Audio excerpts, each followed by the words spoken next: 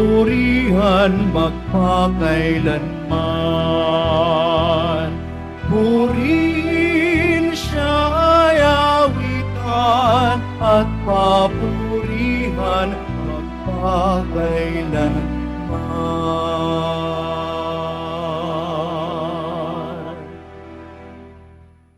Sa ngalan ng Ama, ng Anak at ng Espiritu Santo. Amen. Sumainyo ang Panginoon. At sumaiyo rin. Mga kapatid, tinipon tayo bilang kaanib ng angkan ng Diyos, kaya dumulog tayo sa mawaing Panginoon na nagpapatawad ng lubos. Inaamin ko sa makapangyarihang Diyos at sa inyo, mga kapatid, na lubha akong nagkasala sa isip, sa salita at sa gawa, at sa aking pagkukulang. Kaya isinasamo ko sa mahal na Birheng Maria, sa lahat ng mga anghel at mga banal, at sa inyo, mga kapatid, na ako'y panalangin sa Panginoong ating Diyos. Kawan tayo ng makapangyarihan Diyos, patawarin tayo sa ating mga kasalanan, at patnubayan tayo sa buhay na walang hanggan. Amen. Panginoon, kaawaan mo kami. Panginoon, kaawaan mo kami. Kristo, kaawaan mo kami. Kristo, kaawaan mo kami. Panginoon, kaawaan mo kami. Panginoon, kaawaan mo kami. Manalangin tayo.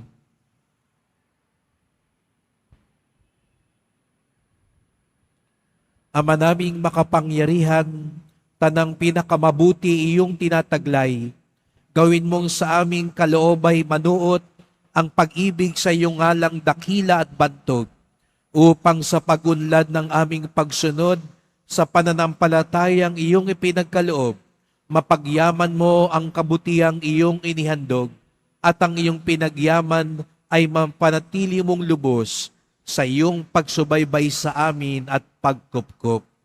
Sa pamamagitan ni Jesucristo, kasama ng Espiritu Santo, magpasawalang hanggan. Amen. Magsiupo muna ang lahat.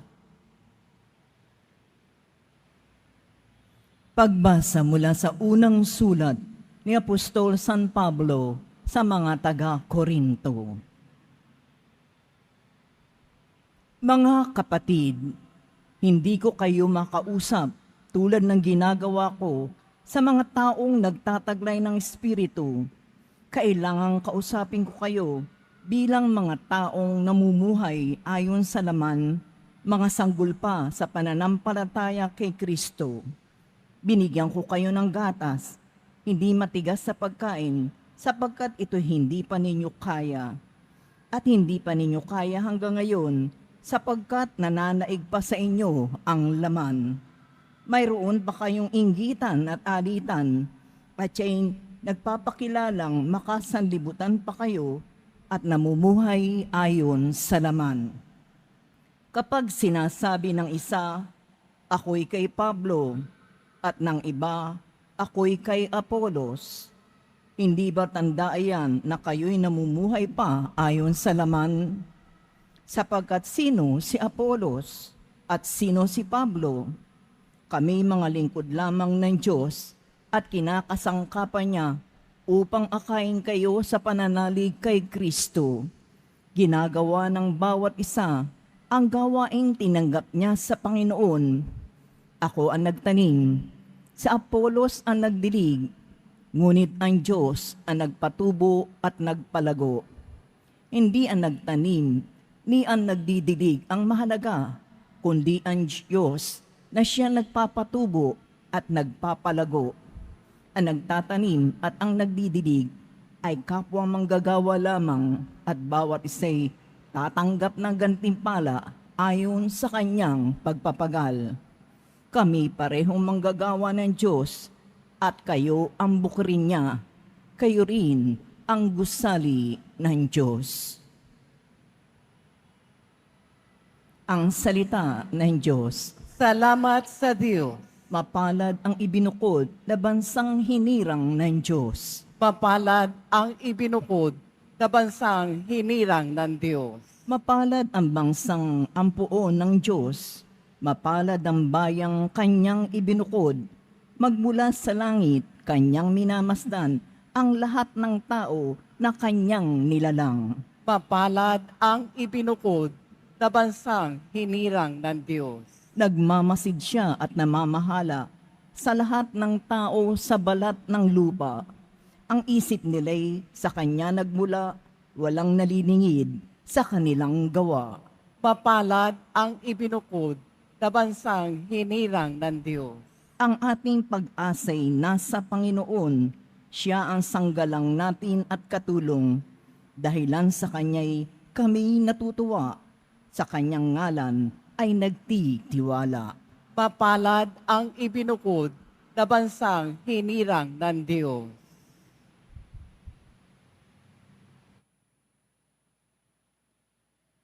Magsitayo na po ang lahat.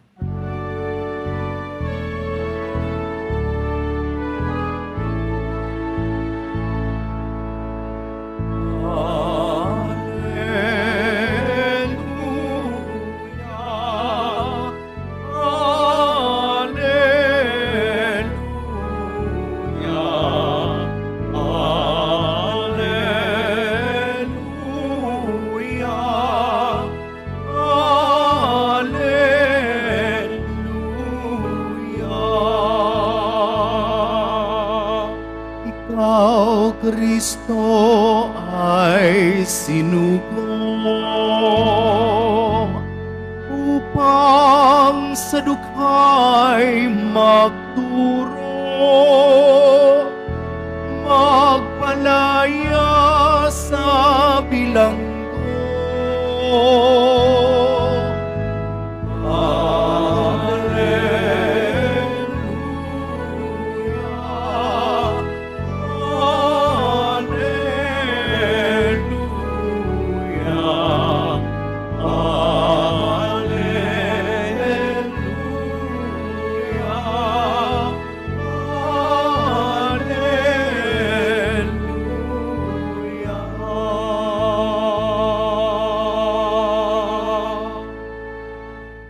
Sumainyo ang Panginoon. At sumaiyo rin. Ang mabuting balita ng Panginoon ayon kay San Lucas. Papuri sa iyo, Panginoon. Noong panahong iyon, umalis si Jesus sa sinagoga at nagtungo sa bahay ni Simon. Mataas noon ang lagnat ng biyanan ni Simon, kaya't ipinamanik nila kay Jesus na pagalangin siya. Tumayo si Jesus sa tabi ng higaan ng babae at iniutos na maalis ang lagnat at nawala nga ito. Noon day tumindig ang may sakit at naglingkod sa kanila. Paglubog ng araw, ang lahat ng may sakit, anuman ang karamdaman, ay dinala ng kanilang mga kaibigan kay Jesus.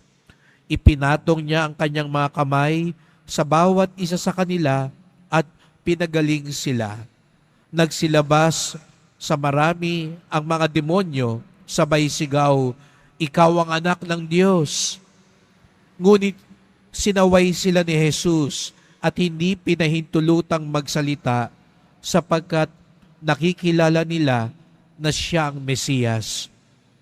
Nang mag-uumaga na, umalis si Jesus at nagpunta sa isang ilang na pook. Hinanap siya ng mga tao at nang matagpuan ay pinakiusapang huwag munang umalis. Subalit sinabi niya, dapat ko ring ipangaral sa ibang bayan ang mabuting balita tungkol sa paghahari ng Diyos, sapagkat iyan ang layunin ng pagkasugo sa akin. At nangaral nga siya sa mga sinagoga sa Judea.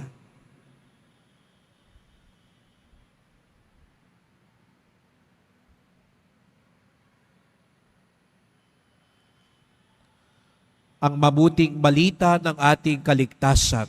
Pinupuri ka namin, Panginoong Heso Kristo. Magsiupo muna tayong lahat. Yung lahat at maligayang pagdating sa tahanan ng ating mahal na pong Jesus Nazareno. Pinagdarasal din natin ang mga nasa online, lalo na po mga may sakit, nag-aalaga sa may sakit, at mga kababayan, kadeboto natin mula sa iba't ibang panig ng bansa at daigdig na nais sumama sa misa dito sa Quiapo sa Basilica Minor at Pambansang Dambana ni Jesus Nazareno.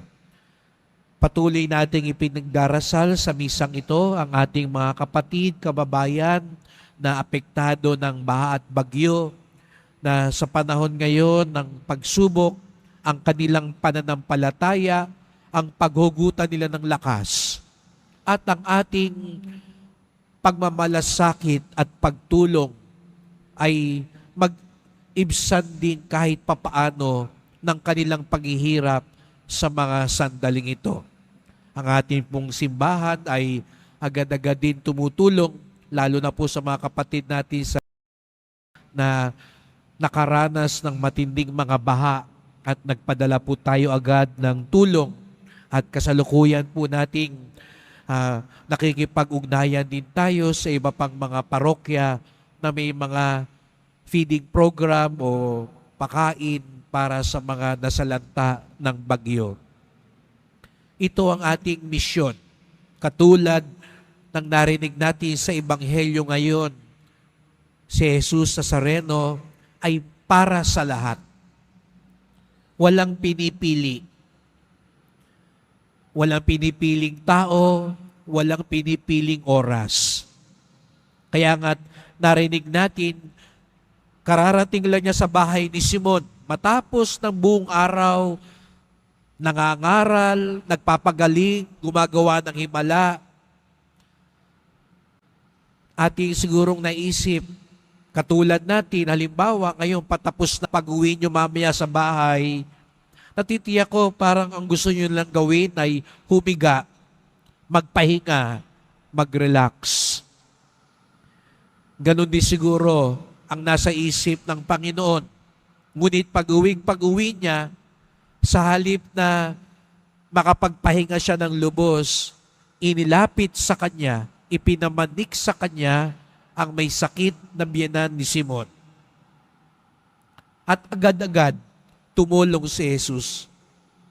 Sapagkat sabi ko nga po, siya ay para sa lahat. Walang pinipiling oras, walang pinipiling tao. Kaya nga patuloy siyang naglingkod.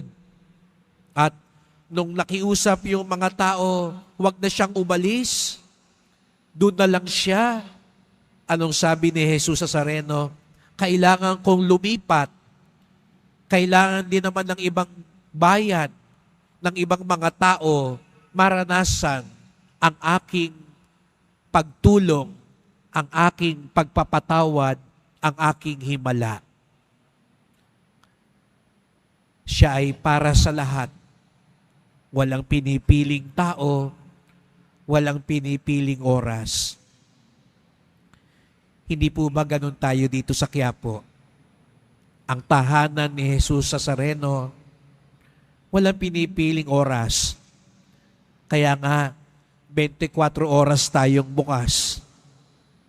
Kaya nga, kahit anong oras kayo pumunta dito sa simbahan, makakakita po kayo ng tao na dumudulog sa mahal na poon. Sapagkat alam nila, wala siyang pinipiling oras at anumang oras, siya'y takbuhan ng lahat, lalo na nang wala ng matakbuhan sa buhay. At dito rin sa ating sa Quiapo, makikita natin ang iba't ibang uring mga tao, mula sa mga mayayaman, sa mga makapangyarihan, sa mga may pangalan, hanggang sa mga maliliit at walang tinig at mga dukha at nasa laylayan ng lipunan. Sapagkat si Jesus Nazareno ay para sa lahat. Kaya nga, kampante tayong dumulog sa Kanya. Siguro kung ang ibang tao mapili, maselan, alam natin, hindi ganon ang ating Panginoon. Ang sino mang lumalapit sa Kanya, lalo na nang may kataimtiman at pagsisisi, nang may pagpapakumbaba at pagmamahal, bukas ang kanyang puso. Kaya nga, ito yung patuloy nating ipagdasal. Bilang mga deboto, ganun din po sana tayo katulad ng ating Panginoon. Tayo rin, lalo na ngayon, siguro nga, hindi naman tayo nakakarangya. Pero kahit papaano, may kakayahan tayong makatulong, lalo na sa mga naapektuhan ngayon ng bagyo at baha. Dito nga po, sa Quiapo, maantig tayo, may magdadala kahit isang lata, isang salop ng bigas, isang paketeng noodles, may magdadala ng kahon-kahon, sako-sako. Pero lahat ng ito, mula sa isang piraso hanggang sa isang dosena, lahat ng ito'y makabuluhan. Lahat ng ito'y pinagpapala ng Panginoon. Lalo na dahil ito'y galing sa puso ng isang debotong mapagmalasakit, katulad ng ating mahal na pong Jesus Nazareno. Kaya nga, iwasan din natin ang pagkakanya-kanya, ang pag-iwalay, ang pagkakampi-kampihan. Sa unang pagbasa, narinig natin, pinagsasabihan ni San Pablo ang mga taga-Korinto. Meron para kay Pablo, para kay Apolos, para kay Cephas. Pero pinaalala ni San Pablo, isa lang ang dahilan kaya tayo naririto, si Jesus Nazareno. At di po ba ganun din tayo sa Quiapo? Lagi ko po yan pinagmamalaki. Dito sa Quiapo, hindi ang pinupuntahan yung pare. Matanda man o bata yung pare. Magaling mang magsalita o hindi yung pare. Hindi po yun ang pinunta ng tao rito. Hindi pinunta ng tao ang choir, ang ganda ng simbahan, o anuman. Isa lang ang dahilan, kaya narito ang mga tao, ang mahal na pong Jesus Nazareno. Ang makita siya, ang magpakita sa Kanya, ay sapat na sa puso ng bawat isa sa atin. Kaya nga, ito sana ang maging diwa din ng ating buhay, na ang tunay na dahilan ng ating pagsunod, ang tunay na dahilan ng ating pagmamalasakit at paglingkod, walang iba kung hindi ang ating Panginoon. Nawa, tulungan niya tayo na maging pusong bukas, walang pinipiling oras, walang pinipiling tao. Katulad niya, nag-uumapaw sa pagmamahal at awa sa atin.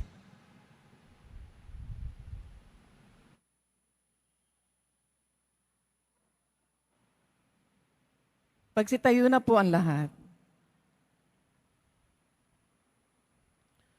Mahal ko mga kapatid, katulad ng mga taong nagdala kay Jesus ng lahat ng may sakit o sinasapian ng demonyo, dalhin natin sa ating makalangit na Ama ang lahat ng mga taong puspos ng paghihirap at pagkalumbay at nangangailangan ng mapagpagaling na mapagmamahal.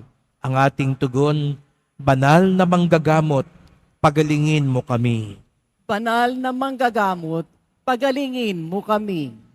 Ang simbahan, naway mapalaya ang mga tao sa anumang hadlang upang maipahayag ang ebanghelyo sa mga lalaki at babae sa ating panahon.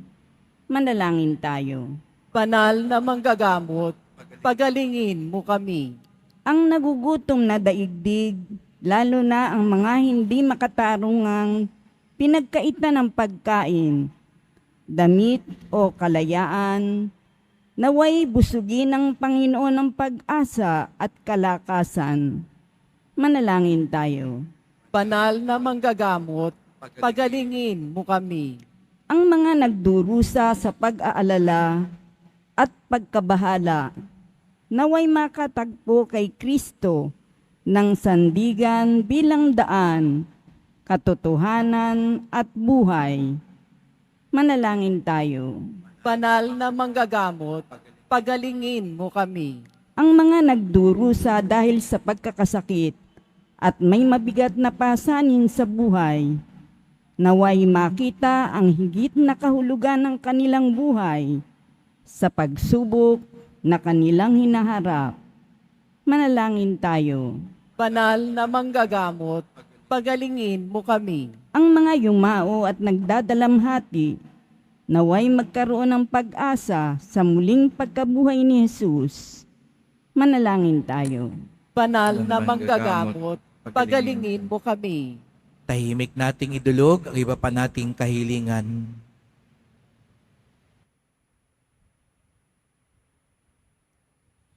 Makapangyarihang Ama, bantayan mo ang iyong pamilya.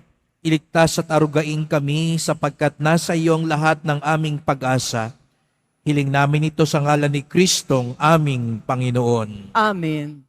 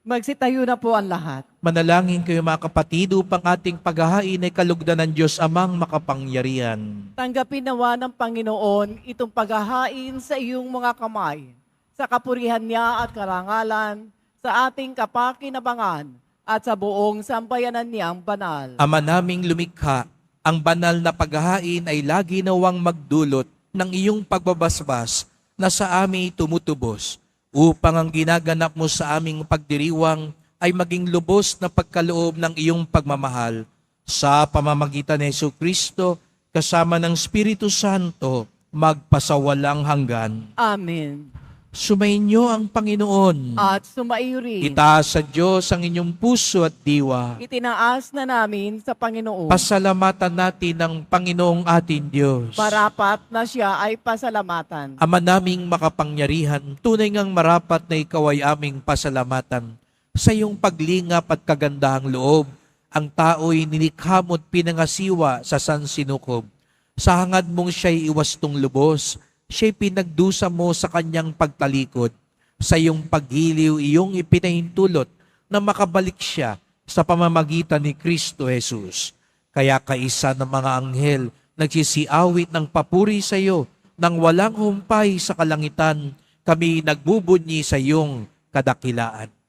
Santo, Santo, Santo, Panginoong Diyos ng mga hukbo, napupuno ang langit at lupa ng kadakilaan mo, o sana sa kaitaasan.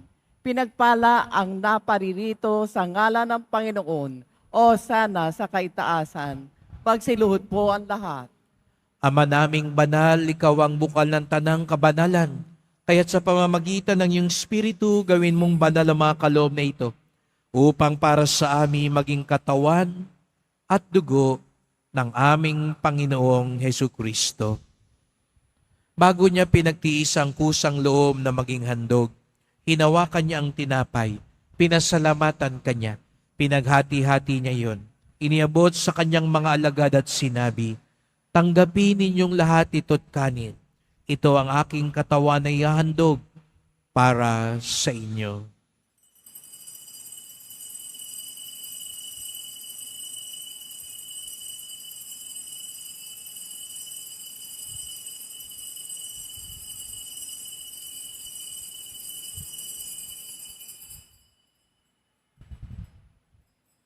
Gayon din naman nang matapos ang hapunan, hinawakan niya ang kalis. Muli kanyang pinasalamatan. Iniabot niya ang kalis sa kanyang mga alagad at sinabi, "Tanggapin ninyong lahat ito't inumin. Ito ang kalis ng aking dugo, ng bago't walang hanggang tipan.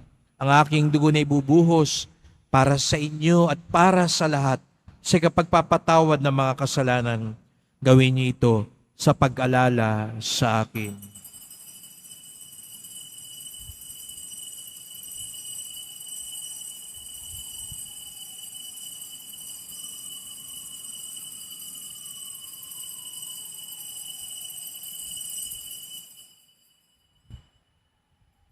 Magsatayo na po ang lahat. Ipagbunyi natin ang misteryo ng pananampalataya. Si Kristo'y namatay, si Kristo'y nabuhay, si Kristo'y babalik sa wakas ng panahon. Ama, ginagawa namin ngayon ang pag-alala sa pagkamatay at muling pagkabuhay ng iyong anak. Kaya tinalay namin sa iyo ang tinapay nagbibigay buhay at ang kalis na nagkakaloob ng kaligtasan. Kami nagpapasalamat dahil kami yung minarapat na tumayo sa harap mo para maglingkod sa iyo. Isinasamo namin kaming magsalo-salo sa katawan at dugo ni Kristo ay mabuklod sa pagkakaisa sa pamamagitan ng Espiritu Santo. Hamalingapin mo ang iyong simbahang laganap sa buong daigdig. Puspusin mo kami sa pag-ibig kaysa ni Francisco na aming Papa, ni Jose naming Obispo at ng Tanang Kaparian. Alalahanin mo rin ang mga kapatid naming nahimlay na may pag-asang sila'y muling mabubuhay, gayon din ang lahat ng mga pumanaw. Kawan mo sila't patuloyin sa iyong kaliwanagan.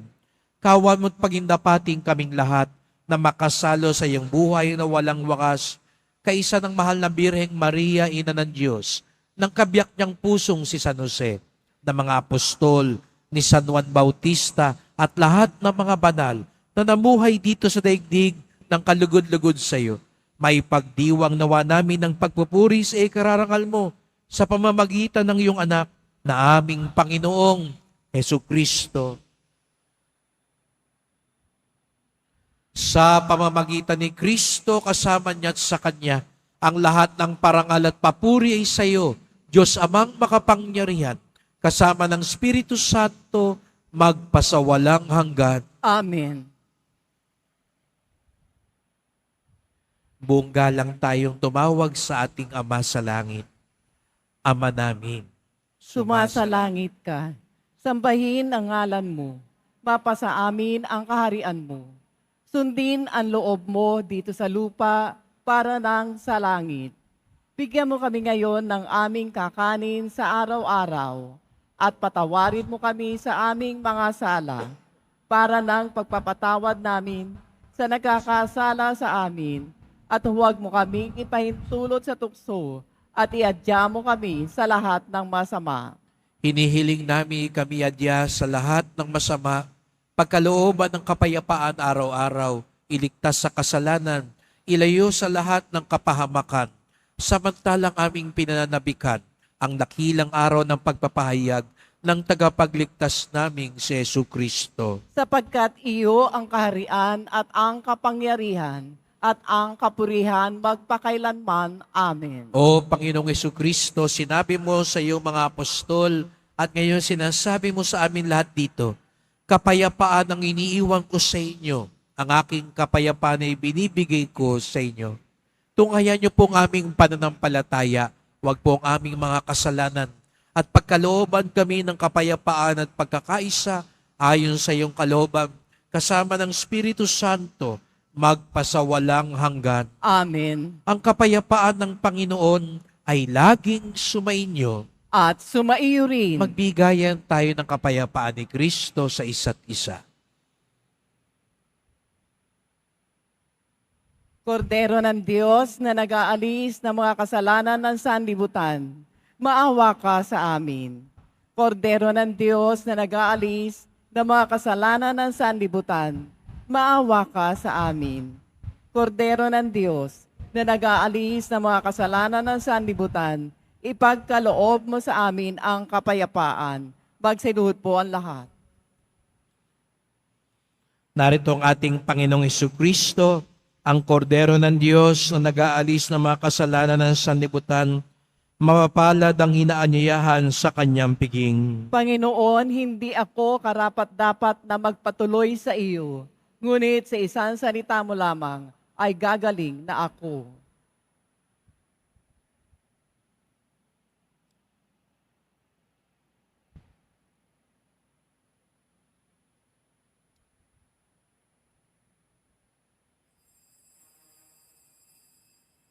Para sa lahat ng tatanggap ng banal na komunyon, sasagot po tayo ng amen pagkasabi ng pari o ng lay minister ng katawan ni Kristo at isubo agad sa bibig bago umalis sa harapan ng pari o lay minister. Sumunod po tayo.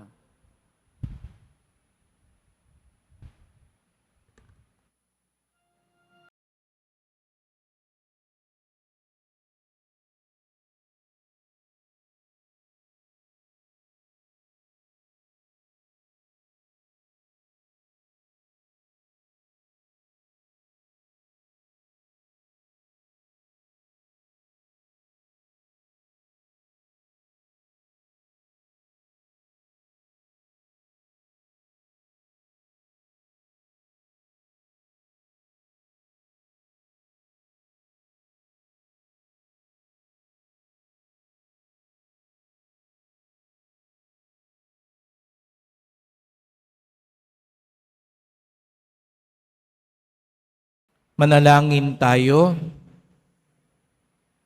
Ama naming mapagmahal, kaming nagsasalo-salo sa pagkain mong bigay, ay humihiling ng lakas mong inilaan upang ang kagandahang loob namin madagdagan sa paglingkod namin sa iyong kadakilaan na nagpapaalab sa pag-ibig namin sa kapwa-tao. Sa pamamagitan ni Jesucristo, kasama ng Espiritu Santo, magpasawalang hanggan. Amen. Salamat po sa inyong pagpunta dito sa Quiapo. Ingat po kayo sa pag-uwi. Salamat po sa mga naglingkod sa misa at sa inyong tulong sa simbahan, mga pamisa, love offerings, online donations. Sa mga nagdadala po dito ng bigas, dilata, noodles at iba pang pang-ayuda. Ang simbahan ng Quiapo ang isa sa mga unang tumutugon pag mga ganitong may kalamidad at maging kahit walang sakuna o bagyo, buwan-buwan, tuwi na tayo tumutulong sa mga parokya at kumbento na may programa para sa mga mahihirap. Sapagat ang debosyon natin sa Poong Nazareno ay nagtuturo sa atin magmalasakit sa ating kapwa. Patuloy tayo nagpapasalamat. Nandito pa rin po ang ating Nuestra Señora de la Salud.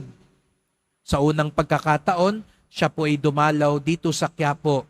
At para ho sa kaalaman ng lahat, kung meron man pong birhen na nakasama ng Poong Nazareno nung unang panahon, doon sa Intramuros, walang iba po kundi ang Birhen de Salud.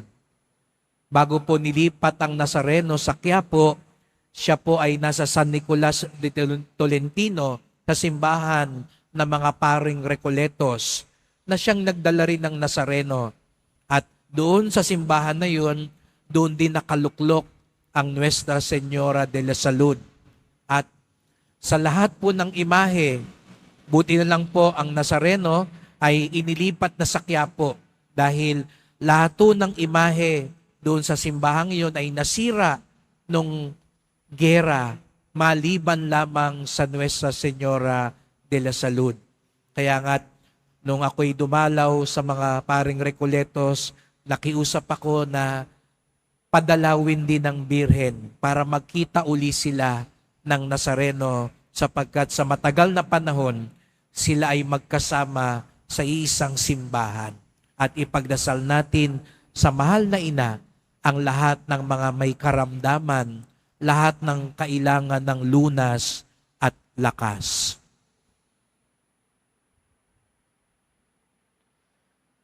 Si Jesus Nazareno ay Panginoon nating lahat. Walang pinipiling oras, walang pinipiling tao.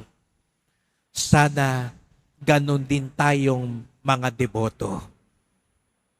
Sumainyo ang Panginoon. At sumaiyo rin. Mahal na pong Jesus Nazareno, inihayag mo sa pamamagitan ng krus ang walang maliw na pag-ibig ng Diyos sa sangkatauhan.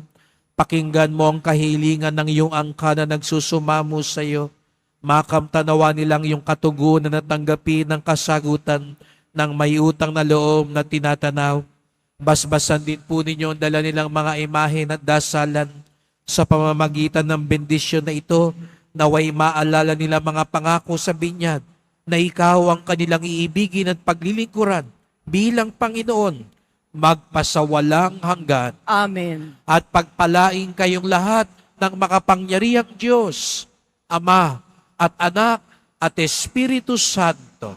Amen. Humayo kayong taglayang awa at pag-ibig ng Poong Jesus Nazareno. Salamat sa Diyos.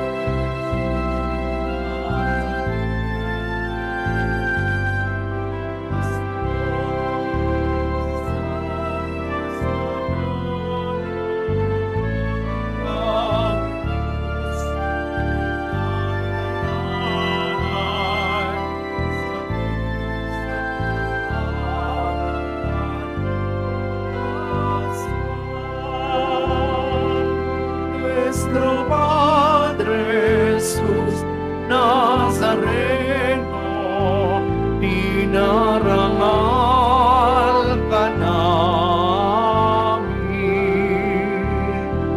Nuestro Padre Jesús Nazareno, niluluwalhati ka namin. Nuestro Padre Jesús Nazareno, inarangal